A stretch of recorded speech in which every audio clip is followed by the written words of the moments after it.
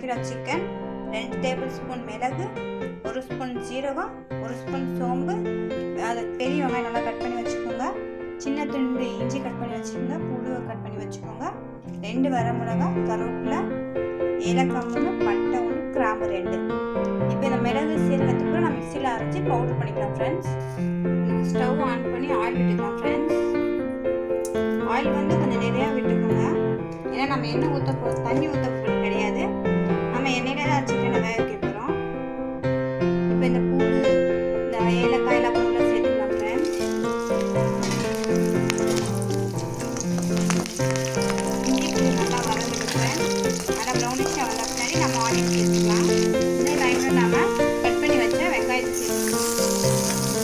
வெங்காயம் நீங்கள் இந்த மாதிரி கட் பண்ணிங்கன்னா கொஞ்சம் நீளமாக வேணாலும் கட் பண்ணிக்கலாம் ஃப்ரெண்ட்ஸ்.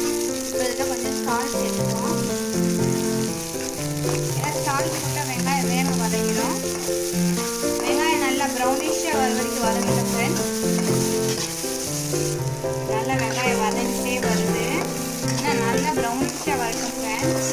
ஏன்னா எவ்வளோ ப்ரௌனிஷாக வருதோ சிக்கன் அவ்வளோ டேஸ்ட்டாக இருக்கும். பாருங்கள் ஃப்ரெண்ட்ஸ், வெங்காயம் இந்த அளவு வதங்கட்டும். வதங்குற ஃப்ரெண்ட்ஸ், சாரி ஃப்ரெண்ட்ஸ், அப்போ நான் மஞ்சள் தூள் உங்களுக்கு சொல்லலை. உங்களுக்கு தேவையான மஞ்சள் தூள் சேர்த்துக்கோங்க. அது நல்லா கிண்டி வைங்க. இப்போ நம்ம அரைச்சி வச்ச அந்த மிளகு பவுடரை நம்மளும் சேர்த்துக்கலாம். நான் கொஞ்சம் குறவரப்பாக அரைச்சிருக்கேன். உங்களுக்கு வேணால் நீங்கள் நைஸாக அரைச்சிக்கோங்க. இப்போ அந்த ஸ்மெல் கொஞ்சம் போகட்டும். நீங்கள் வேணால் இஞ்சி அந்த கார்லிக்கை ஸ்கிப் பண்ணிவிட்டு நீங்கள் பேஸ்ட்டாகவும் சேர்த்துக்கலாம். இப்போ இதில் நம்ம சிக்கன் சேர்த்துக்கலாம். எல்லா சிக்கன் உள்ள சேர்த்தாச்சு. நல்லா கலக்கி கிண்டிட்டுருக்கோம். இப்போ நம்ம உப்பு சேர்த்துக்கலாம். உப்பு உங்களுக்கு தேவையான சேர்த்துக்கோங்க. ஸ்டவ்வை லோ ஃப்ளேமில் மாற்றிட்டு நீங்கள் அப்படியே க்ளோஸ் பண்ணிங்க.